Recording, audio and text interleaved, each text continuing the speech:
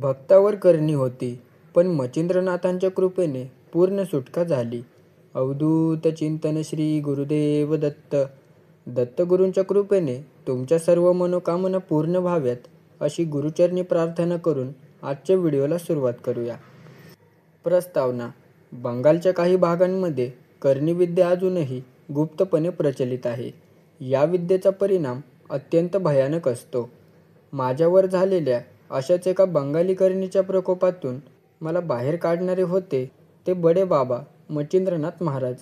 हा अनुभव केवळ माझा नाही, तर लाखो भक्तांच्या श्रद्धेला बळ देणारा आहे. या व्हिडिओत मी सविस्तर सांगणार आहे की करणीचं लक्षण कसं दिसतं, माझ्यावर काय परिणाम झाला, बडे बाबा माझ्या जीवनात कसे आले आणि केवळ एका महिन्यात त्यांनी ही करणी कशी मोडून टाकली. सगळं साधं चालू होतं, पण एका अमावस्येनंतर माझं आयुष्य बदललं. रात्री झोप लागताच अंगावर जड दगड ठेवलेत असे वाटे. श्वास अडखळे. डोळे उघडल्यावर काळसर आकृती छतावर लटकत असल्याचे दिसे. दिवसा अंगात अशक्तपणा आणि घरात विचित्र वास येई. डॉक्टर, औषध, पूजा सगळं करून पाहिलं, पण काहीच उपयोग झाला नाही. एका ओळखीच्या व्यक्तीने हळूच सांगितलं, तुझ्यावर बंगाली करणीचा प्रयोग आहे. त्या शब्दांनी अंगावर काटा आला. करणीची सुरुवात झाली ती रात्रीच्या भीषण स्वप्नांमधून. एखादा पाय धरून ओढतोय, छातीवर बसून गुदमरवतोय असं स्पष्ट जाणवत होतं. अनेकदा उठून पाणी प्यायचं, पण पाणी जणू गरम आणि कडू लागत होतं. घरातील वस्तू हलत होत्या. भिंतीवर नखांनी पोखरडे पडत.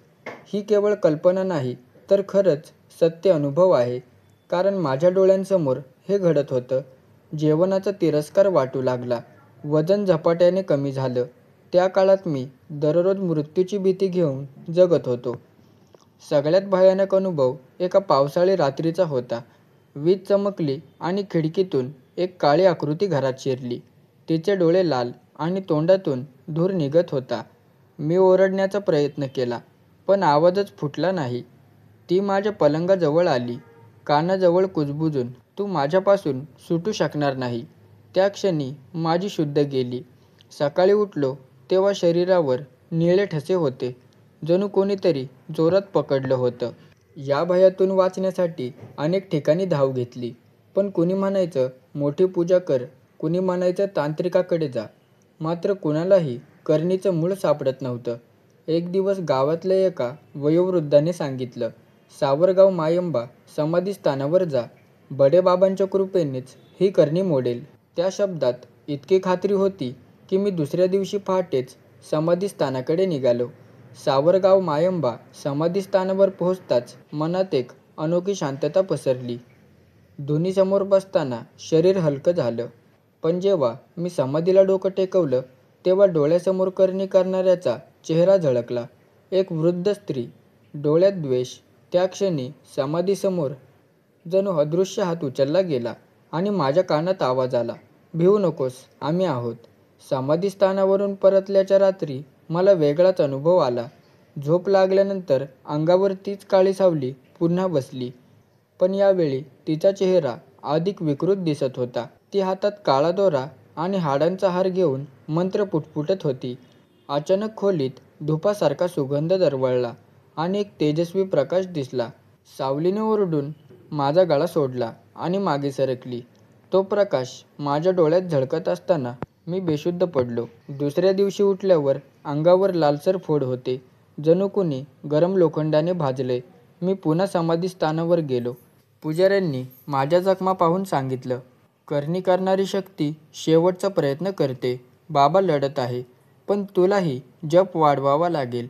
त्यांनी मला 21 दिवस अखंड ओम चैतन्य मच्छिंद्रनाथाय नमः जप करण्यास सांगितला. त्या रात्री मी जप करत बसलो, तेव्हा घराच्या कोपऱ्यात सावली आकार घेऊ लागली. जपाचा आवाज वाढल्यावर ती सावली कुडकुडली आणि खिडकीतून बाहेर निघून गेली. मात्र जाताना ती पुन्हा तोच वाक्य म्हणाली, तू माझं लक्ष आहेस. अंगभर काटा आला. मी घाबरलो, पण जप थांबला नाही. चौथ्या दिवशी एक विचित्र घटना घडली. मी समाधीस्थानावर बसलो असताना डोळ्यासमोर काळ्या धुरांचं मोठं वर्तुळ तयार झालं. त्या वर्तुळातून ती वृद्ध स्त्री प्रकट झाली आणि समाधीच्या दिशेने घोर शाप दिला. पण काही क्षणात समाधीवरून निघालेला तेजस्वी प्रकाश तिला गिळून टाकल्यासारखा झाला. ते पाहून मला जाणवलं की लढाईचा शेवट जवळ आहे.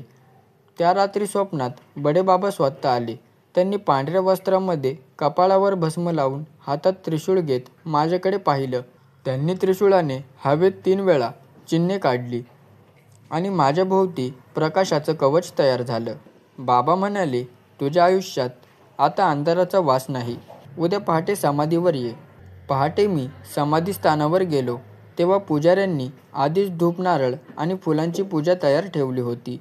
त्यांनी सांगितलं, बाबांनी रात्री तुला आदेश दिला, याचा अर्थ संकट संपलं. मी समाधीला डोकं टेकवलं तेव्हा एक उष्णता शरीरभर पसरली. वाटलं जणू अंगातून सगळा नकारात्मकपणा बाहेर पडतोय. संकट संपलं असं वाटत असतानाच एक शेवटचा झटका बसला. घरी परतल्यावर मी पाहिलं की अंगणात काळा लिंबू आणि 7 मिरच्या ठेवल्या आहेत. हे करणीचं अंतिम चिन्ह होतं. मी लगेच ते स्पर्श न करता बाजूला केलं आणि पुजाऱ्यांना सांगितलं. त्यांनी हसून उत्तर दिलं, ही तिची शेवटची हार. त्या दिवशी समाधीसमोर खास हवन करण्यात आलं. हवनाच्या ज्वाळांमध्ये मी स्पष्ट पाहिलं की ती वृद्ध स्त्री अगदी लहान आकृतीसारखी होऊन ज्वालेत विलीन होते. तो क्षण जणू अदृश्य युद्धाचा विजयच होता. हवन संपताच माझ्या अंगावरील सर्व फोड, थकवा आणि मानसिक भीती नाहीशी झाली. यानंतरच्या दिवसात मी झोपताना शांत स्वप्न पाहू लागलो. घरातला विचित्र वास नाहीसा झाला. कुटुंबात पुन्हा आशा आणि आनंद परतला. लोक माझ्या चेहऱ्यावरचा बदल ओळखू लागले. आता डोळ्यात भीती नाही तर आत्मविश्वास होता. आज मी जेव्हा सावरगाव मायंबा समाधीस्थानावर जातो तेव्हा त्या रात्रीच्या भयानक लढाईची आठवण होते. पण भीती नाही वाटत, फक्त कृतज्ञता वाटते. कारण मला माहिती आहे, बडेबाबा मच्छिंद्रनाथांची कृपा असेल तर कोणतीही करणी कितीही भयानक असली तरी ती मोडून टाकली जाऊ शकते. समारोप. या संपूर्ण प्रवासाने मला एक गोष्ट शिकवली. अंधार कितीही भयानक असो, प्रकाशाच्या एका किरणाने तो नाहीसा होतो. बंगाली करणीच्या छायेत जगणं म्हणजे हळूहळू मरण्यासारखं होतं. पण बडेबाबा मच्छिंद्रनाथांच्या कृपेने, त्यांच्या समाधीस्थानाच्या शक्तीने आणि अखंड जपाच्या आधाराने मी त्या अंधारातून बाहेर आलो. हे केवळ एक चमत्कार नव्हतं, तर श्रद्धा, संयम आणि गुरुकृपेचा संगम होता. आज मी निर्धास्त जगतो कारण मला ठाऊक आहे, बडेबाबांची कृपा जिथे आहे तेथे कोणताही शाप, कोणतीही करणी आणि कोणताही अंधार टिकू शकत नाही. ओम चैतन्य मच्छिंद्रनाथाय नमः. हा व्हिडिओ तुम्हाला कसा वाटला कमेंट करून नक्की कळवा. व्हिडिओ आवडला असेल तर व्हिडिओला एक लाईक आणि चॅनलला सबस्क्राईब करायला मात्र विसरू नका. भेटूया लवकरच पुढच्या व्हिडिओत.